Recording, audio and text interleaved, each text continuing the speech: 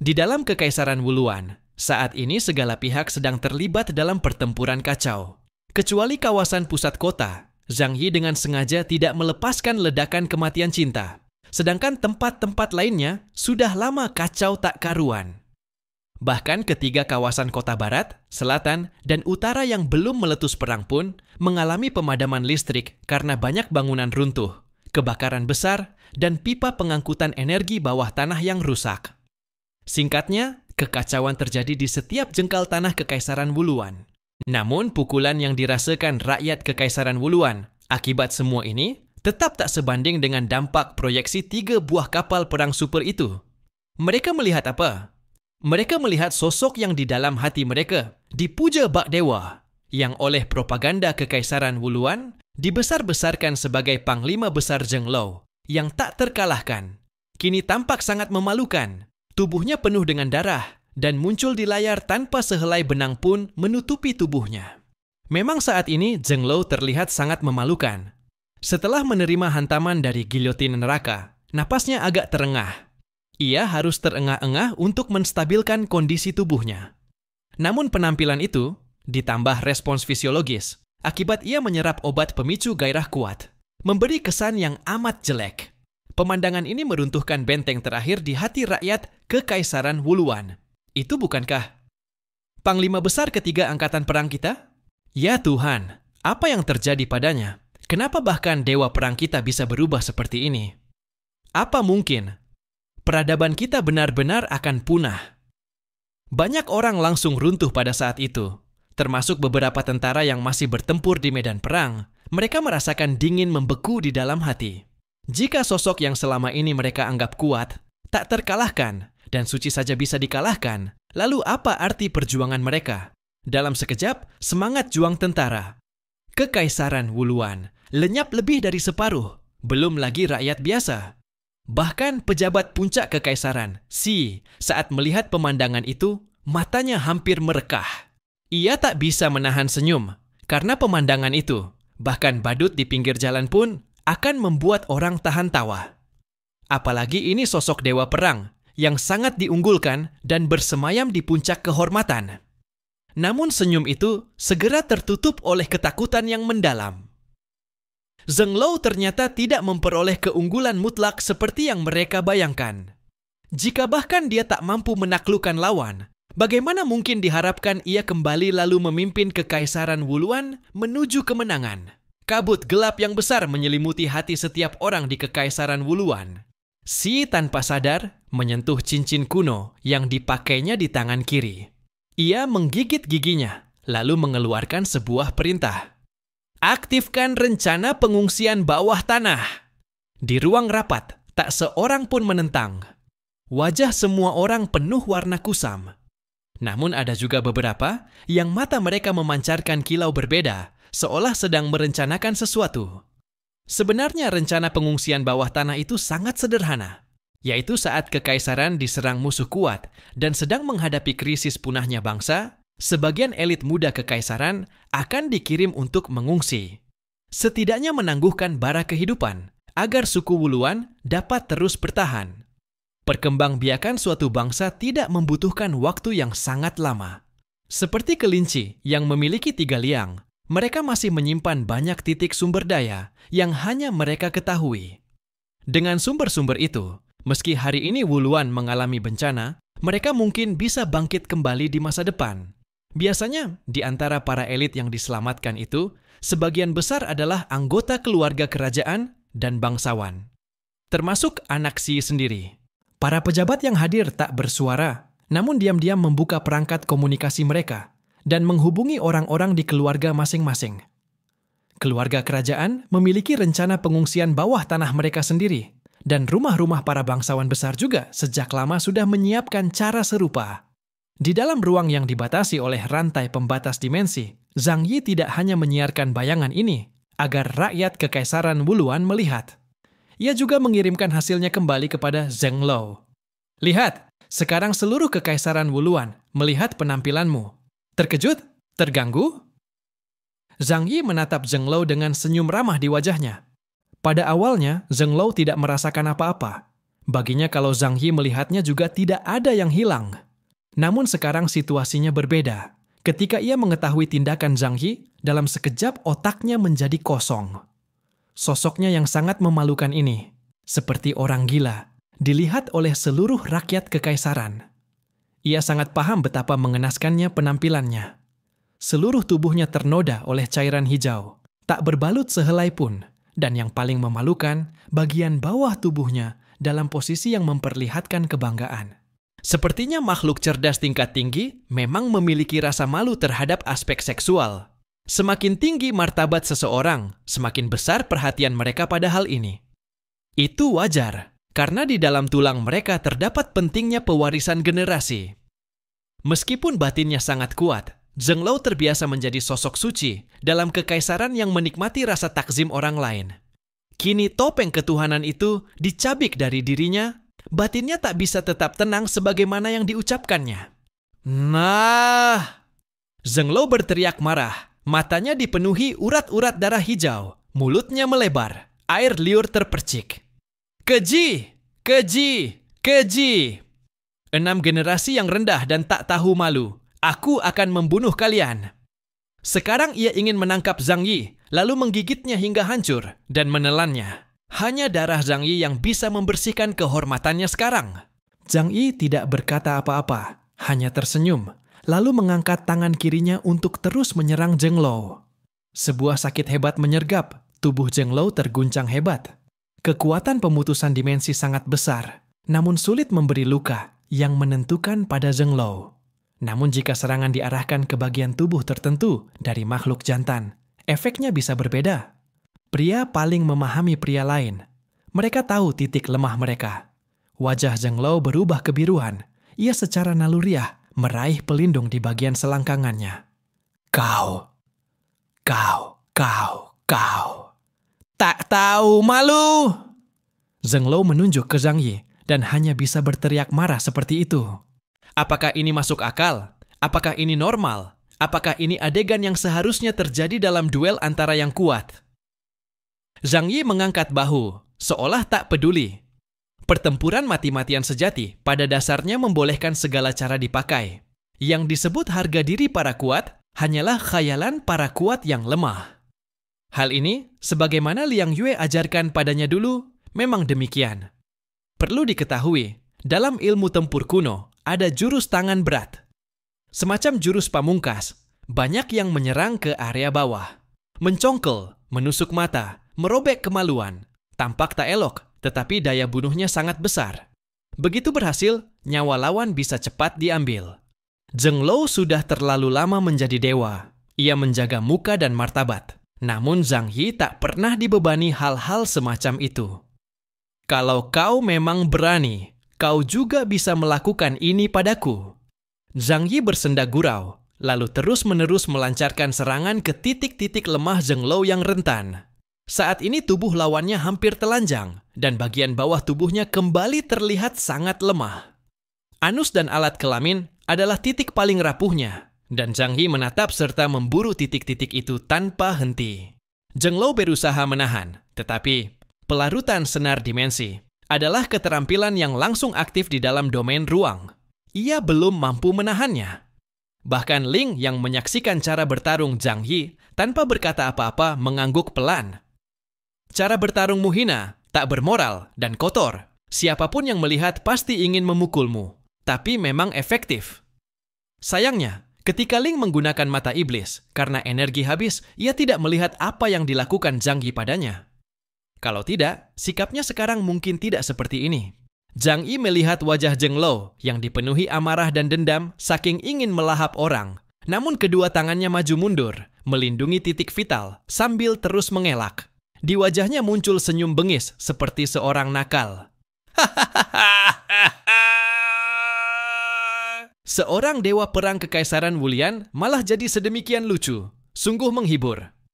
Teruslah, lari. Lihat siapa yang lebih cepat. Kakimu atau seranganku. Zheng Lao menyadari ia tidak bisa terus seperti ini. Tetapi apa yang bisa dilakukannya sekarang? Jika ia tak bisa menahan Zhang Yi, maka setelah bebas Zhang Yi sungguh bisa menghancurkan seluruh kekaisaran Wulian. Zheng Lao mengerat gigi, Ludah panas mengalir di sudut bibirnya. Amarah, malu, dan berbagai emosi hampir menenggelamkannya. Rasa sakit di belakang masih bisa ia tahan, tetapi sebagai makhluk jantan secara alami, ia sangat melindungi kemampuan reproduksinya, dan bagian itu lebih sensitif terhadap rasa sakit. Apa yang harus dilakukan? Hatinya terus berjuang, sementara Zhang Yi juga saat ini tidak berniat membunuhnya. Sebenarnya Zhang Yi untuk sementara juga belum punya cara baik untuk membunuh Zheng Lo, tapi ia bisa membuatnya merasa jijik. Akhirnya, sebuah ide muncul di kepala Zheng Lo. Kalau kau mengira aku, Zheng Lo, punya titik lemah, kau salah. Kilau ganas melintas di mata Zheng Lo. Karena lawan menarget titik lemah itu, maka jika titik lemah itu hilang, bukankah selesai? Di depan Zhang Yi, Zheng Lo melakukan suatu tindakan yang membuat kulit kepala Zhang Yi terasa merinding. Ia meraih dan dengan keras mencabut kemaluannya sendiri.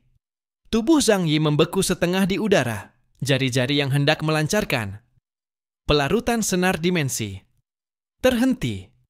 Ia lalu tanpa sadar menutup daerah selangkangannya dengan tangan. Hanya melihatnya saja sudah terasa sakit. Zheng Lo memang orang bengis. Walau rasa sakit membuatnya menggeretak, tubuhnya kejang-kejang. Ia tak ragu dan langsung melemparkan benda itu. Lagi pula teknologi medis saat ini cukup maju.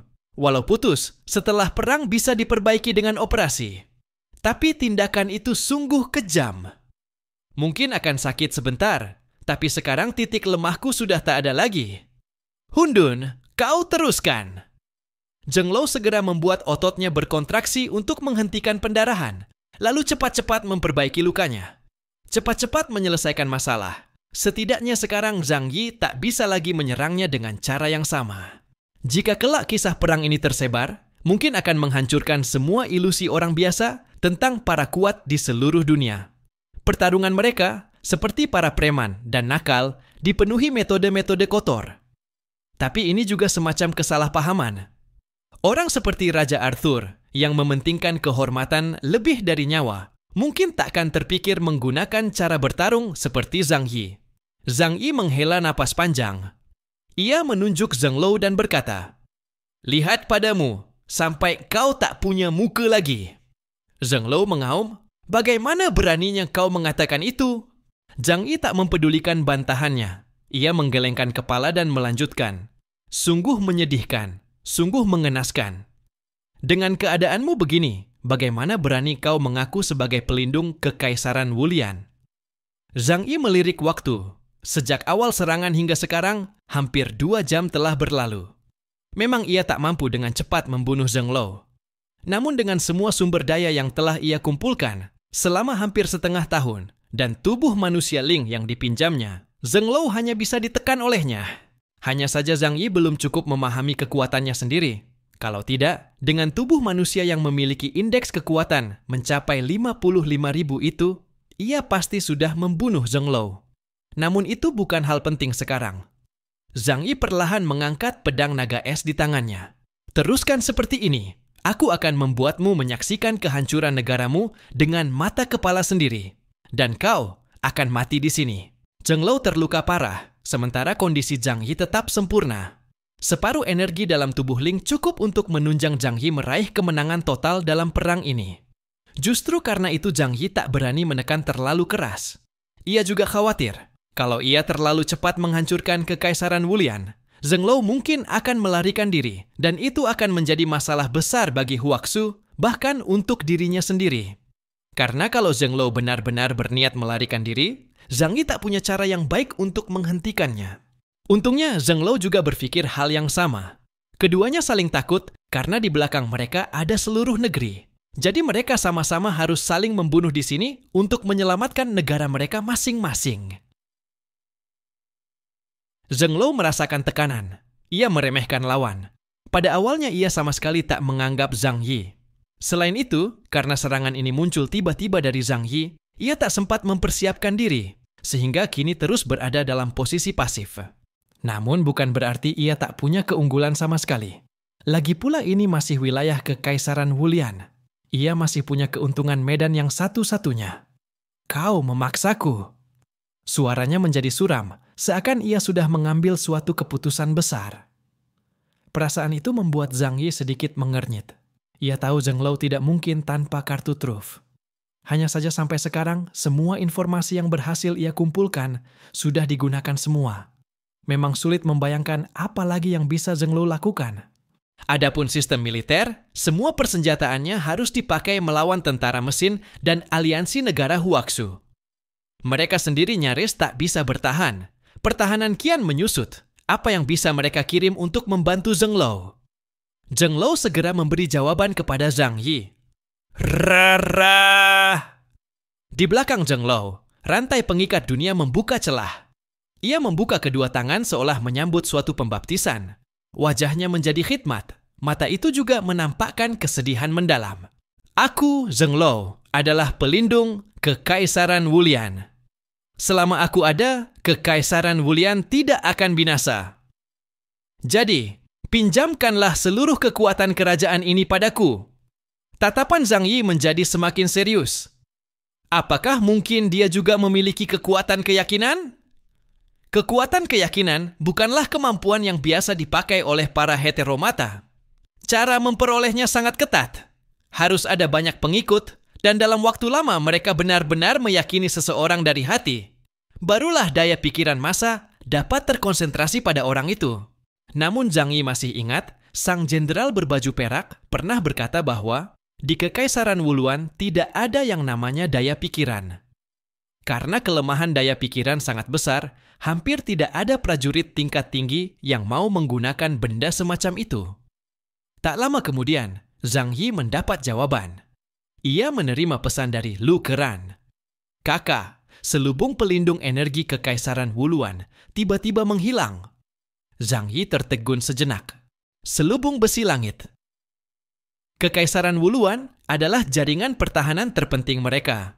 Sistem itu merupakan gabungan serangan dan pertahanan. Tidak hanya memiliki daya tahan sangat kuat, tetapi juga dapat menembakkan meriam laser dari semua sudut. Baik untuk menyerang keluar, maupun untuk melakukan serangan dari dalam, ia bisa melakukan serangan tanpa celah. Dulu demi melawan perangkat itu, Zhang Yi sampai tak segan mengeluarkan biaya besar untuk membangun 2 kapal perang super tambahan. Kalau bukan karena memiliki teknologi tinggi dari pasukan mekanik, Zhang Yi mungkin harus memikirkan cara lain dan menghabiskan lebih banyak energi untuk menembus garis pertahanan pertama itu. Bahkan saat memasuki wilayah Kekaisaran Wuluan, pasukan pun akan merugi banyak karena jaringan pertahanan kuat itu. Tetapi perangkat itu ternyata menghilang. Nada Lu Keran juga terdengar takjub. Jelas 3 kapal perang super saja tak cukup untuk menghancurkan selubung besi langit itu sepenuhnya. Ini adalah sesuatu yang tidak terduga. Jika menggabungkan kata-kata yang baru saja diucapkan Zheng Luo, sebuah pemikiran tiba-tiba muncul di benak Zhang Yi. Apakah Zheng Luo hendak memusatkan seluruh energi Kekaisaran Wuluan, termasuk energi yang menjaga selubung besi langit itu, untuk membentuk pelindung bagi dirinya sendiri? Benar sekali, Zheng Luo memang melakukan hal itu. Dari pusat kendali selubung besi langit di jantung Kekaisaran, sebuah energi mengerikan melesat ke angkasa, menembus ribuan meter ke atas, dan mengarah tepat ke Zheng Luo.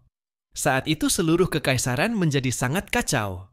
Tanpa perlindungan selubung besi langit, aliansi negara Huaxu semakin ganas bertindak. Legiun mekanik menerjang tanpa kendali. Tanpa serangan dari langit, mereka dengan semena-mena menghancurkan binatang perang mekanis primitif Kekaisaran Wuluan. Para staf di pusat energi termangu, namun mereka tak berdaya.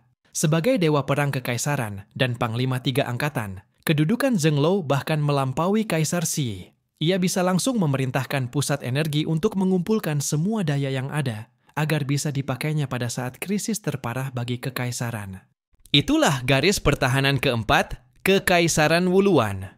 Hanya ketika Kekaisaran menghadapi ancaman kehancuran, barulah itu boleh dipakai.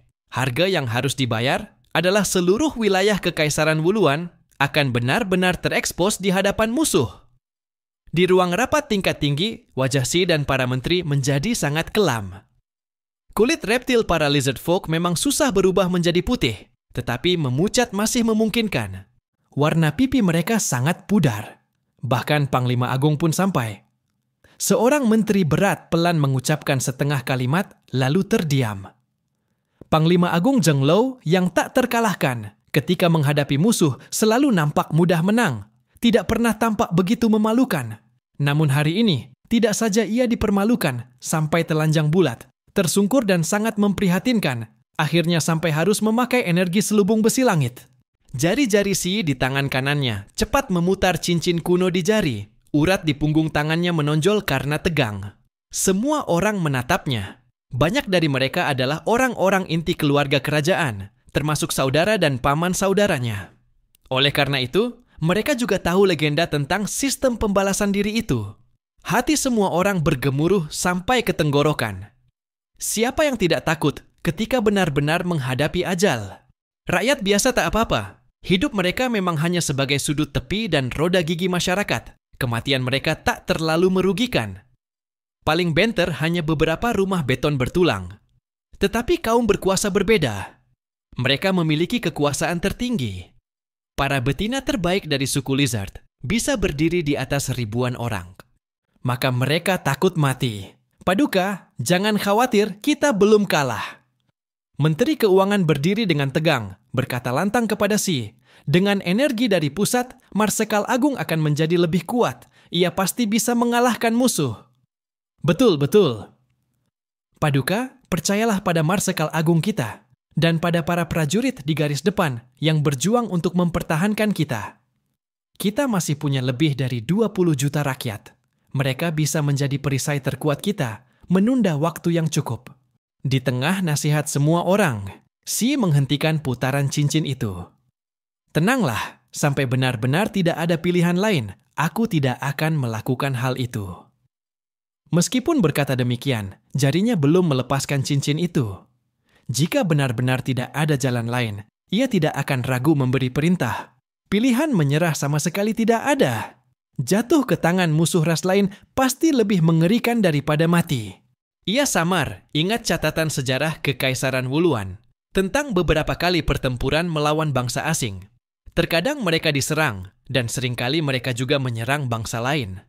Setiap kali menang, mereka menangkap para penyintas. Sebagian dimasukkan ke kebun binatang untuk dipamerkan. Sebagian diserahkan ke laboratorium untuk dibedah. Sebagian dagingnya dimanfaatkan atau dibudidayakan menjadi ternak. Karena itu, mereka tahu betul betapa bodohnya menyerah. Bukan suku kita, hati mereka pasti berbeda. Hasilnya hanya bisa saling membantai. Saat itu, kawasan kota pusat. Meskipun kawasan pusat tidak diserang langsung, suara api yang berkobar dari segala arah, dentuman benturan mesin, dan ledakan senjata masih terus terdengar. Tempat ini juga menjadi sangat kacau. Banyak penduduk kawasan pusat melarikan diri, menuju area yang lebih inti untuk berlindung. Kota berstruktur 3 dimensi itu memiliki tempat perlindungan darurat di bawah tanah. Kebanyakan keluarga membawa serta anggota keluarga mereka dan bergerak menuju tempat penampungan itu. Tanpa diketahui kapan, di sebuah jalan sepi muncul beberapa sosok manusia dan seekor anjing. Beberapa orang seperti yang Xin itu, dengan santai menyusup ke kawasan pusat. Mereka bertujuan menghancurkan sistem penghancur diri bawah tanah Kekaisaran Wuluan, agar tidak menemui nasib saling menghabisi. Nampaknya, kita harus mempercepat langkah. Profesor Da Vinci memandang Yang Xin dan berkata dingin, dengan kecepatan sekarang, paling lama 3 jam lagi, pasukan aliansi bisa menyerang sampai ke kawasan pusat. Kelak Kekaisaran Wuluan mungkin akan meledakkan semuanya. Kita maksimal harus menemukan sistem kendali mereka dalam waktu 2 jam, kemudian menonaktifkannya. Ini merepotkan. Wajah Profesor Da Vinci serius. Sistem semacam ini pasti memiliki pertahanan yang luar biasa, dengan banyak lapis pengamanan. Meski kita menemukan beberapa simpul pemicu penghancur diri, sulit untuk menonaktifkan semuanya dalam waktu singkat. Setelah mendengarkan analisis Profesor Da Vinci, Yang Xin hanya tersenyum tipis. Siapa bilang aku akan membongkar simpul-simpul itu satu persatu? Mata Profesor Da Vinci menyipit. Lalu maksudmu apa? Yang Xin berkata, sistem yang mampu menghancurkan seluruh Kekaisaran Wuluan itu sudah pasti hanya bisa berada di tangan penguasa tertinggi. Dengan kata lain, Kaisar Kekaisaran Wuluan. Jadi, kita hanya perlu menguasai dia, maka masalah ini bisa terpecahkan. Ia menengadahkan kepala, menatap ke arah distrik pusat yang bertingkat-tingkat. Jauh di kejauhan adalah kota kekaisaran, sebuah gugusan bangunan megah yang menjulang tinggi. Itulah istana kekaisaran. Istana para manusia kadal, bagi manusia ibarat sebuah gunung raksasa. Aku butuh kalian membantuku sampai ke sana, lalu aku akan punya cara untuk mengendalikan seluruh keadaan. Tapi menurut informasi kita, di sini setidaknya masih ada seorang dengan tingkat uskup. Ia menatap serius ke arah Profesor Da Vinci dan Brian. Kalian berdua cukup menahan dia. Itu saja sudah cukup. Tugas ini seharusnya dilakukan oleh Hou Tu. Bagaimanapun juga, di sisi Zhang Yi hanya ada satu orang dengan tingkat uskup. Namun, dengan kedatangan Da Vinci dan Brian, mereka kini memiliki pilihan yang lebih luas. Apalagi untuk menghadapi uskup manusia kadal itu, kemampuan kedua orang ini jauh lebih cocok. Profesor Da Vinci terdiam sejenak, lalu mengulurkan tangan dari dalam jubahnya dan mengeluarkan sebuah pistol yang tampak seperti mainan. Baiklah, toh kita sudah di sini. Bukankah harus melakukan sesuatu? Wajah Brian masam. Ia tidak begitu tertarik dengan perkelahian, lebih suka belajar bahasa asing. Namun tetap saja, seperti kata pepatah, toh sudah datang juga. Ayo cepat selesaikan saja. Aku sekarang hanya ingin cepat-cepat pulang beristirahat. Mereka berjumlah 5 orang. Selain 2 orang dan seekor anjing itu, di sisi yang Sin juga ada 2 orang asing yang cukup kuat. Liang Yue, serta prajurit wanita dari distrik barat daya, Xue Mailbam. Kelima orang itu berada dalam keadaan bersembunyi. Pada situasi seperti ini, hampir tak ada yang bisa mendeteksi penyusupan mereka. Yang Sin sudah menjelaskan rencana operasi kali ini sejak awal, maka semua orang pun tidak banyak berdiskusi, langsung bergerak hati-hati menuju arah istana kekaisaran. Di garis depan pertempuran, kabar buruk terus berdatangan. Di barisan terdepan, prajurit kadal kekaisaran Wuluan dan binatang perang mekanis, mereka berhadapan dengan pasukan gabungan orang asing dari negara Huaxu serta legiun mesin. Hampir tanpa ada keraguan, prajurit kadal yang sudah menderita luka parah, ditambah binatang perang mekanis mereka yang jauh tertinggal dari segi teknologi dibanding legiun mesin, terus-menerus mengalami kekalahan. Rasio kerugian mencapai 1:20. Terutama karena keberadaan makhluk mekanis raksasa dan persenjataan perang besar-besaran yang terlalu menakutkan. Sementara itu, lenyapnya perlindungan langit besi yang seharusnya menjadi dukungan artileri jarak jauh, membuat pasukan lokal menderita pukulan berat. Ledakan terdengar di mana-mana. Kapal perang kecil dan drone sama sekali tidak bisa memberi dampak besar. Menghadapi makhluk mekanis raksasa, mereka tak ubahnya segerombolan nyamuk yang berputar-putar di sekitar seekor gajah. Namun makhluk mekanis raksasa tidak sebodoh itu dalam menghadapi mereka. Karena setelah dimodifikasi oleh Lu Keran, tubuh mereka dipenuhi moncong meriam. Senjata laser mampu mengunci target pada pesawat kecil, lalu menembaknya jatuh. Ditambah lagi dengan keberadaan Xiaoli, orang asing bertipe perang legiun, kekuatan bersenjata legiun mesin meningkat pesat. Di sisi pasukan manusia kadal, mayat-mayat berserakan di tanah, mereka terus mundur. Dalam hitungan beberapa jam saja, garis pertahanan mereka telah terdorong mundur hingga ratusan li. Jika terus mundur, maka pertempuran akan memasuki wilayah kota dan berubah menjadi perang jalanan. Di langit, seorang wanita kadal berambut panjang berwarna abu-abu pucat menyaksikan semua ini. Ia akhirnya tak bisa menahan diri untuk turun tangan. Ia adalah wakil komandan distrik militer kota selatan, Mitier. Ia membuka kedua tangannya. Sorot matanya memancarkan cahaya putih menyilaukan. Rambut panjang abu-abu pucatnya pun berhamburan tertiup angin. Boom! Langit di atas medan perang tiba-tiba dipenuhi awan gelap. Badai besar bergulung di udara. Awan hitam makin membesar, membentuk gumpalan raksasa dengan luas ratusan li. Fenomena cuaca mengerikan ini membuat kedua belah pihak yang sedang berperang tak bisa menahan diri untuk menengadah ke langit. Di sisi pasukan manusia kadal, melihat pemandangan itu, mereka bersorak gembira.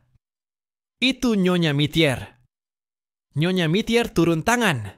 Jika yang bertindak adalah jenderal perak lain, mereka mungkin tidak akan sebahagia ini. Namun Mithier berbeda. Kemampuannya di medan perang jauh melampaui para jenderal perak lainnya. Di sisi pasukan gabungan manusia, mereka pun menyadari perubahan cuaca. Mereka mendongak, lalu segera melihat pemandangan yang mengerikan. Meskipun mereka berada di dunia bawah tanah, namun tetap saja terlihat fenomena menakutkan berupa topan. Seolah-olah dari dalam awan hitam di langit, terbentuk sebuah gasing hitam raksasa, berputar deras lalu jatuh menghantam bumi. Luas cakupan topan itu diperkirakan puluhan li. Dalam sekejap saja jatuh menimpa barisan pasukan gabungan Huaxu. Banyak makhluk mekanis langsung terhempas, meski mereka mati-matian menyalakan pendorong api untuk keluar dari badai. Tetap saja tidak bisa lolos. Ribuan makhluk mekanis tersapu masuk ke dalam pusaran badai. Lebih banyak lagi prajurit manusia yang tubuhnya tercabik oleh tekanan angin kuat hingga tewas.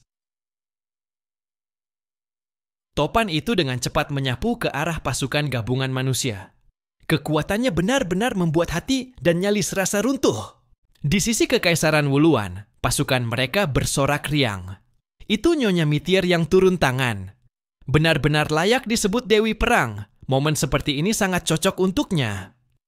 Kemunculan Mithier langsung membalikan keadaan medan perang. Seorang asing dengan tingkat tank hitam, terutama tipe strategis, pengaruhnya di medan perang sangatlah mengerikan. Pasukan gabungan manusia pun langsung menderita kerugian besar. Banyak orang asing terbunuh, makhluk mekanis pun hancur tidak sedikit. Namun fenomena ini tidak berlangsung lama, karena tak lama kemudian, Mithier mendengar raungan naga yang menggema dari langit seberang. Ia terkejut, matanya membelalak, lalu melihat seekor naga raksasa melesat turun dari langit. Namun ketika diamati lebih jelas, ternyata itu bukan naga sungguhan, melainkan sebuah tornado raksasa. Tornado hitam pekat itu menggulung dengan dahsyat. Bukan hanya satu, melainkan belasan tornado yang langsung menghantam pusaran badai raksasa yang diciptakan Mithier. Boom! Huush! Benturan antara badai-badai itu membuat angin kencang menyapu seluruh medan perang, bahkan meluas hingga kota di dekatnya. Dalam sekejap terlihat puing-puing bangunan berterbangan, dan para manusia kadal berterbangan layaknya kantong sampah terseret angin.